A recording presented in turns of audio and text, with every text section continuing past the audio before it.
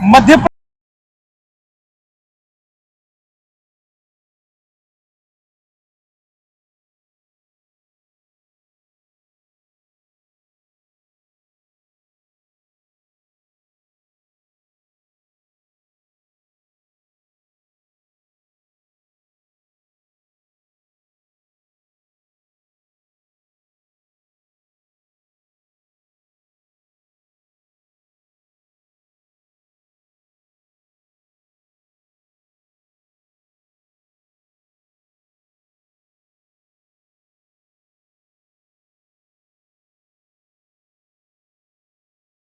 इन बातों को अगर हाईलाइट किया जाए तो शायद मध्य प्रदेश सरकार इस मामले पर भी संज्ञान ले पाएगी।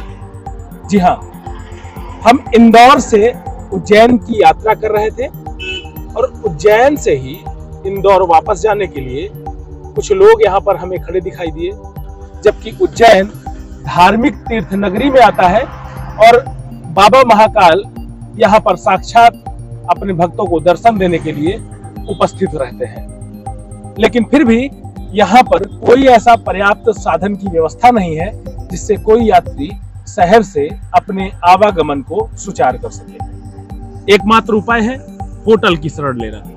वो होटल जो आपको दिल्ली जैसे शहर में, पहाड़गंज जैसे क्षेत्र में 400 से 500 रुपए में आसानी से मिल जाएंगे, लेकिन वही होटल उज्जैन शहर में लगभग 1500 से 2000 रुपए देकर आपकी जेब ढीली करने वाले काम कर रहे हैं। आइए हम कोशिश करेंगे, यहाँ पर उपस्थित लोगों से बात करेंगे कि आखिर उनको क्या तकलीफें आ रही हैं। एक भाई साहब हमें दिख रहे हैं यहाँ पे, आइए उनसे बात करेंगे कि क्या तकलीफें हो रही हैं यहाँ से जाने में। भाई साहब, आप कहाँ जा रहे हैं? मुझे यहाँ से जाना है इंदौर। जी, तो इंदौर जाना है। अभी आप यहाँ रास्ते पे खड़े हैं, मैं आ रहा था तो कई सारे लोग, मैं अपने कैमरा पर्सन से कहना चाहूंगा कि और भी लोग खड़े हैं, उनको भी कवर करें कैमरे में, जिससे कि ये मालूम चल सके कि यहाँ पर लोग जो खड़े हैं साधन के इंतजार में, वो कहीं ना कहीं परेशानी का सामना कर रहे हैं। सर, आपको क्या दिक्कत आ रही है यहाँ पे खड़े हैं? मैं पिछले 1.5-2 घंटे से यहाँ से कोई साधन देख रहा हूँ कि कोई यातायात का साधन मिले, कोई बस मिले, कोई टैक्सी मिले। हाँ। मुझे इंदौर पहुंचना है, बहुत जरूरी। मेरे को वहां से 6 बजे किसी से मिलके अपना सामान उठा के दिल्ली के लिए निकलना है जी। और आज आया था इधर, मैंने महाकाल बाबा के दर्शन करने की इच्छा से।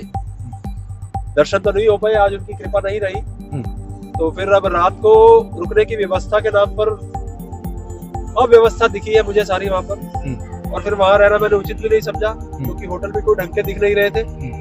बिल्कुल बेकार किस्म की सुख सुविधाएं के नाम पर कुछ भी नहीं, और उसके 2000-2500 किराया। तो मुझे निकलना है, तो मैंने सोचा कि अब टैक्सी देखता हूँ। किसी से बात करने की कोशिश की, 3-4 लोगों से, वहाँ के लोकल जो होटल वाले हैं, कोई व्यवस्था है यहाँ से कोई टैक्सी मिल सकती है? तो सबने हाथ खड़े कर दिए कि यहाँ से कोई भी ऐसी व्यवस्था नहीं है। और मैं हैरान हूँ इस बात को देखकर कि धर्म की नगरी है उज्जैन, 12 ज्योतिर्लिंगों में इसका बहुत बड़ा महत्व है, और हजारों हजार लाखों लाख टूरिस्ट यहाँ हर साल आते हैं। बिल्कुल बिल्कुल। और जब यहाँ से जाना पड़े अचानक मेरे को, यहाँ आधी रात को उठ के, और इस समय रात के 12:35 हो चुके हैं। 12:30 से भी ज्यादा का समय है, और मुझे यहाँ से निकलना है, तो मेरे को साधन की कोई व्यवस्था नहीं है। अब मेरे जैसा व्यक्ति जिसके पास अपना कोई निजी वाहन ना हो, तो वो क्या करे? वो रास्ते में आएगा। मैं तो बाबा के ऊपर भरोसा रख के आ गया हूँ सड़क में कि कोई साधन मिलेगा, बाबा कोई ना कोई बनाएंगे मेरे लिए व्यवस्था, और मैं अपने गंतव्य तक पहुंचूंगा। लेकिन मैं बहुत ही मायूस और बहुत ही नाखुश हूँ इस प्रकार की व्यवस्था को देखकर कि उज्जैन जैसे शहर से 40-50 किलोमीटर दूर है इंदौर शहर, जिसको तो भारत में लगातार 7-8 साल का अवार्ड भी मिला है क्लीन शहर का, साफ सुथरे शहर का। जी।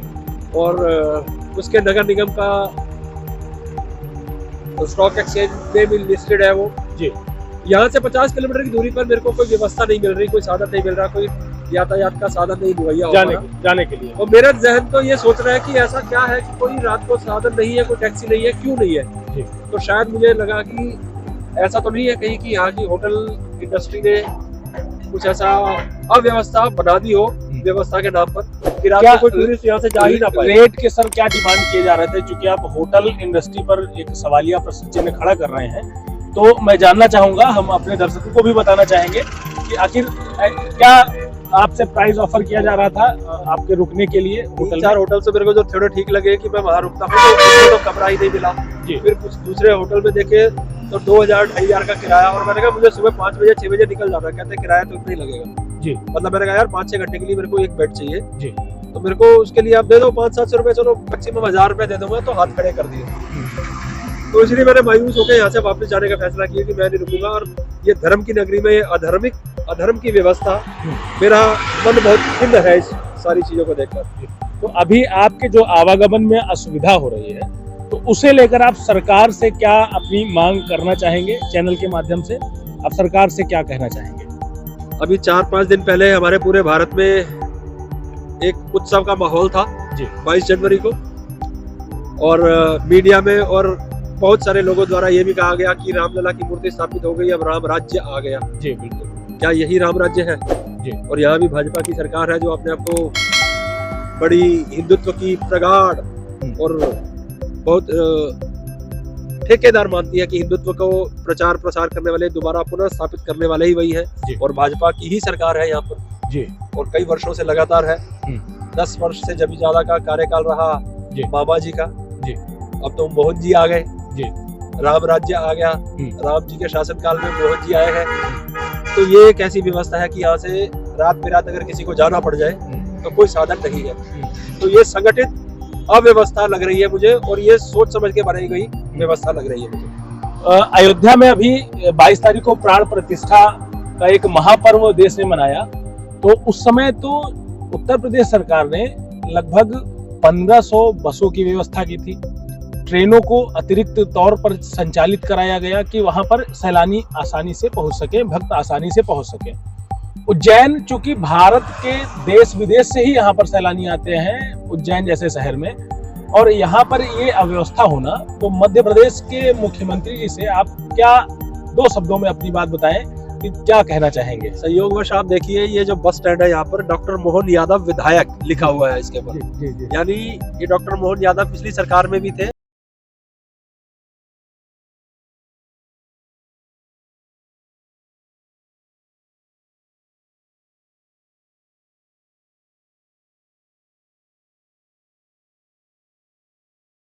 मध्य प्रदेश शासन जी जी जी, तो यानी ये पिछली सरकार में भी मंत्री थे जी, और सुनने में तो मुझे ये भी आया कि मोहन यादव जी उज्जैन के ही रहने वाले हैं जी जी।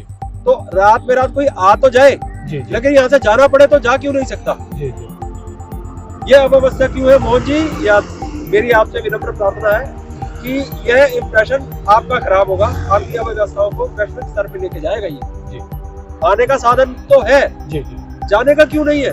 जी, क्यों कैद कर लिया जाता है? अचानक से किसी को जाना पड़े, जैसे मुझे जाना पड़ रहा है, तो क्यों नहीं जा सकता मैं? जी जी। ये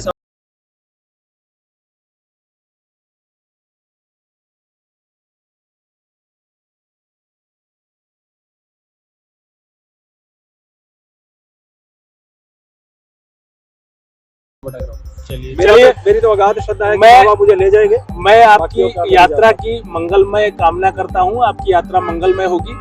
और ये आप देख सकते हैं, मैं अपने कैमरा पर्सन से कहना चाहूंगा कि पीछे का ये बोर्ड दिखाएं, और यहाँ पर स्पष्ट शब्दों में लिखा हुआ है डॉक्टर श्री मोहन यादव जी उच्च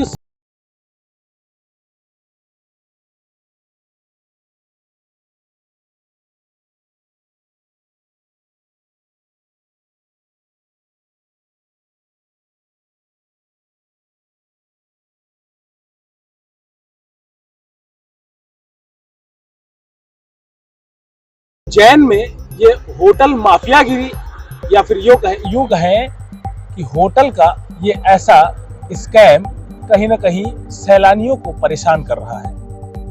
भारत सरकार से व मध्य प्रदेश सरकार से भी नेशन स्टेशन के माध्यम से मैं व्यक्तिगत तौर पर अनुरोध करना चाहूंगा, क्योंकि बाबा महाकाल के दीवाने पूरे देश में हर परिस्थिति के लोग हैं, उनके जेब को ज्यादा ना ढीला करते हुए उनकी ऐसी कुछ व्यवस्थाएं की जाएं, जैसे उत्तर प्रदेश सरकार ने अयोध्या में आने जाने के लिए जो व्यवस्थाएं की थी वो यहाँ पर भी उपलब्ध हो सके। ये यात्री शेड है बस स्टैंड का या